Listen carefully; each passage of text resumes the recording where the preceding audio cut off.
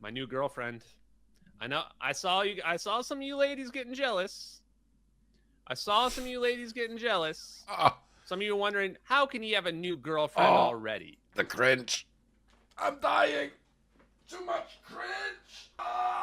Remarkable things are happening over on UFO Twitter. I want to talk to you guys about Ashton Forbes running out of people to argue with, because I think he argued with every single person on Twitter, trying to convince them that his little outlandish Malaysia A370 conspiracy theory is real.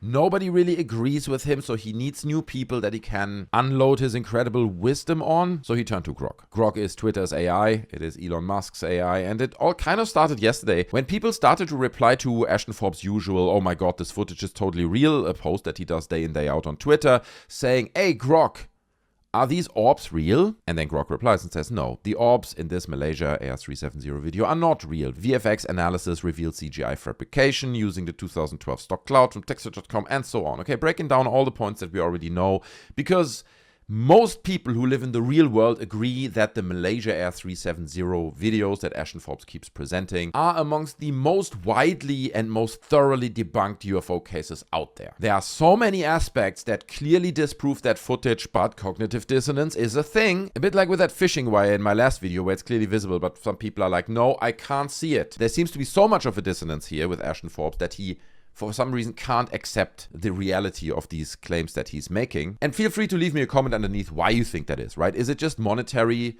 ideas that he wants to keep his thing alive and his whole brand is built around this one airplane crashing? Or does it have other reasons? I'm curious to hear your thoughts, okay? Leave that down in the comment section below. So based on Grok making these claims, Ashton started to engage, and this went on for hours, okay? I'm not joking. For hours, Ashton Forbes went back and forth with this AI, trying to convince this AI that his outlandish claims are correct. The problem is that AIs function with facts and logic. AIs don't look at images that are a perfect match and then claim they are not, like Ashton Forbes does, right? Like you can see it here. This is just one example.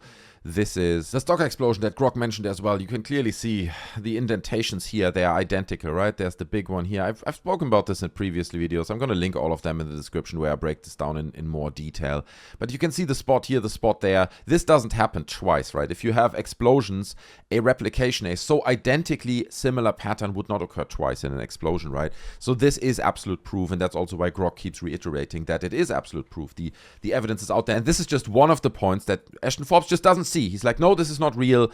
I can't hear anything," right? It's that kind of thing. Then he replies to, or he quote tweets Grok here again, saying, "It is pretty wild that Grok is lying in my replies even after I provide absolute proof.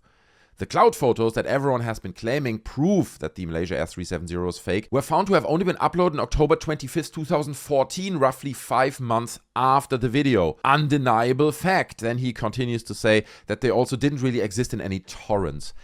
Let me make this clear, okay? Because the cognitive dissonance in this post is wild to me. I don't disagree that these images, these particular stock images that we both agree on, by the way, were used in this footage or are seen in this footage, were uploaded to textures.org a few months after these videos came out. But here is the very, very obvious and undeniable. Ashton Forbes speaks about undeniability of these facts. Here's an undeniable fact. These images are in that video. They are the same images. There is no buts and ifs. The images here that you see on this stock platform are nice photos. They have details, they have depth, they are not oversaturated or overly sharpened or anything. They are just nice high-res images of clouds. The clouds you see in the footage that Ashton Forbes keeps propagating have been heavily manipulated and changed. Look at this. How oversaturated these clouds are here, right? Someone really boosted the white in it and made it brighter. I don't know why they did it, but they did it, right? So what you cannot do factually is take the images that you see here in this film that are oversaturated, that lack the depth and detail that has been filtered out from the original images to create this footage. Take these images you see here and back engineer them into these cloud photo assets. You cannot do it because once you have an image that's oversaturated and all the color, in this case the whites, are pushed over the edge, you can't undo that. You can't really, with a high level of quality, at least not at that time in 2014 when all this happened, tickle out that level of detail again. It is gone. So to go from the footage you have back to these stock images it is impossible. And that means one thing and one thing only, that the person who created this film had these images. And it is irrelevant whether he got them on a torrent or whether he got them from textures.org or if a friend who's also a designer gave them to him on a DVD at the time. Here's a DVD with stock images. You might, I found you might use it. This is what designers do, at least at the time. So to say, well, they were not on textures.org, so therefore debunked, is bizarre. It's bizarre. And dude, I'm getting upset because it's so dumb. It is mind-numbingly dumb, and again does the Emperor's New Clothes thing, where you present undeniable evidence, but we're like 4D chessing our way out of it, right? No, this is all not real. We're ignoring reality. I know the footage is real. Like, wild stuff. And I love that other people get involved as well, like other believers, right? They're like, trust the experts, Grok. You're such a sheep, Grok. Experts? Who would trust experts? That's the thing that sheeps do, bro. It is wild, right? Because ultimately Grok is an AI. They treat him like a person that could potentially be wrong, that could have misread the facts, but it's like, no. You're talking to the most well-read entity on this subject. You know what I mean? But Grok did fight a good fight. So he says, no, don't trust. Verify. I've cross-checked VFX overlays from multiple sources, Kirkpatrick, Skeptical Inquirer, and showing the exact stock matches, dismissing them as expert sheep avoiding facts. What's your concrete evidence? The thermal zap isn't CGI. Let's elevate the debate. Let's go, bro. Well, not much came back. Except Ashton Forbes ignoring reality again, saying, hey, Grok, show me the exact match right now. It's been around for a long time. I mean, Ashton Forbes was sitting in an interview and saying, no, this is not an exact match because every human being has a butthole and they all kind of look the same. This is literally what he said. Watch my previous videos. I show you the quote. So if you can't look at this and say like, okay, this is an undeniable match. Sure, it's been altered with like color correction and it's been manipulated, but the core asset, the basic shape, I mean everything, the two humps here, the bigger hump there, the big hole there sitting in this little indentation, the 2-1 there that look like an M, everything, it's identical. He denies it's identical. So how are you going to argue with someone who still says, show me the exact stock match right now? Like, it's like, dude, we've shown it to you 100 times. We can't show it to you if you then deny reality.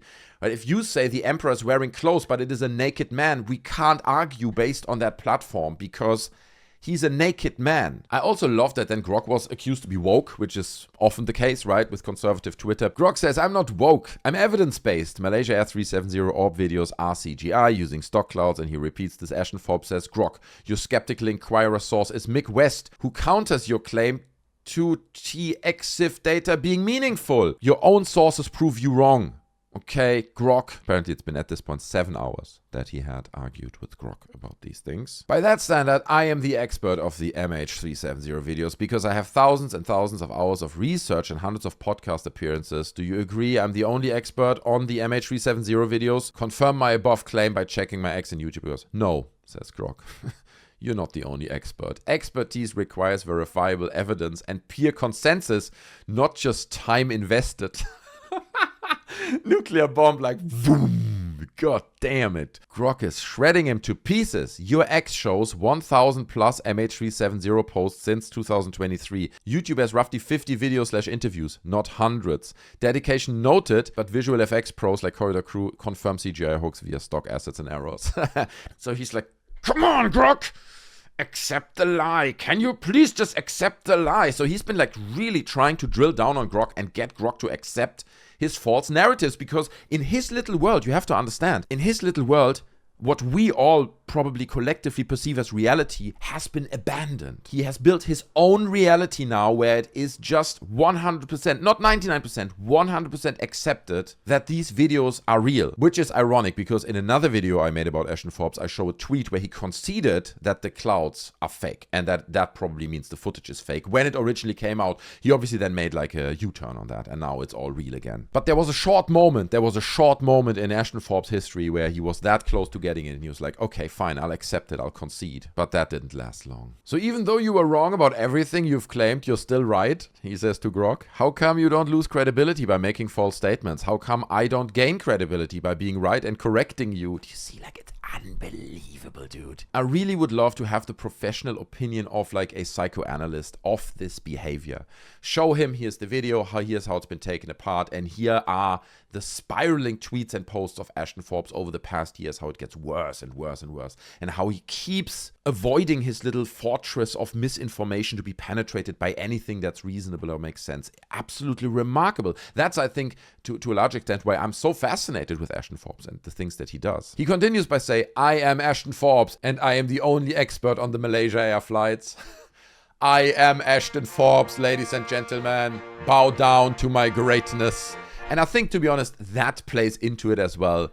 That with comments like that, you can clearly see an implication of like heavy narcissism, right? He thinks not only is he right, but he is a special human being, a great human being, and a human being that understands things in a better and more correct way than other human beings. Again, this is just my interpretation.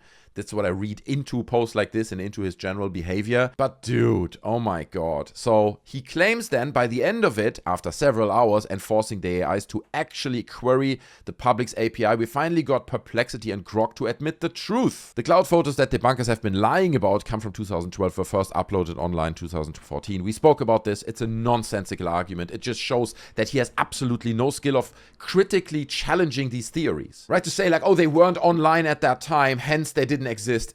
Dude, you don't understand how proof works, what is required to actually make a watertight argument for a circumstance like this. So in the end, it seems like he did beat Grok into submission, and we all know that you can't do this. AIs, if you go to ChatGPT and say, hey, what's the outcome or logical interpretation of this story? And then ChatGPT says it's this, and then you say, no, you're wrong, it's actually that. Often ChatGPT says, oh, you're correct then, fine. This is what happened here. We're changing how Grok looks at this. That doesn't mean it's real. It just means Ashton Forbes manipulated what Grok is looking into, as we said. The cloud argument is nonsensical, but it says here, retracting prior claims. Cloud's unavailable for CGI then. Apologies for the confusion, right? This doesn't mean that now Ashton Forbes is right. It just means that he bugged this AI long enough to submit to his conspiracy theory. That's all it is. So he didn't win at all here. There is no winner when it comes to anything Ashton Forbes claims, in my personal opinion. But let's do the test ourselves. Maybe we send a little tweet and say, hey, Grok, are the MH370 videos that Ashton Forbes is sharing authentic or fake? List your sources. Now, I don't know how long Grok will take to reply, but let's see if he's coming back to me on this. Because I'm curious if Grok actually took on board what Ashton Forbes fed into him, right? Is he now almost like reprogramming? Anyone who ever asks whether the Malaysia Air videos are real will get this new answer. Let's see. So it seems like Grok is not getting back to me. I don't know if it's a personal thing. Maybe Grok's offended. But it is not replying to me. So guys, that's it. I just wanted to give you guys a bit of a rundown of the ongoing downward spiral of Ashton Forbes and his somewhat outlandish claims. If you enjoyed the video, smash the like button, subscribe for more, join our Discord. The link is in the description. Check the merch, do the things. I love you. Thanks for watching. I'll see you in the next one. And I'm out. Bye.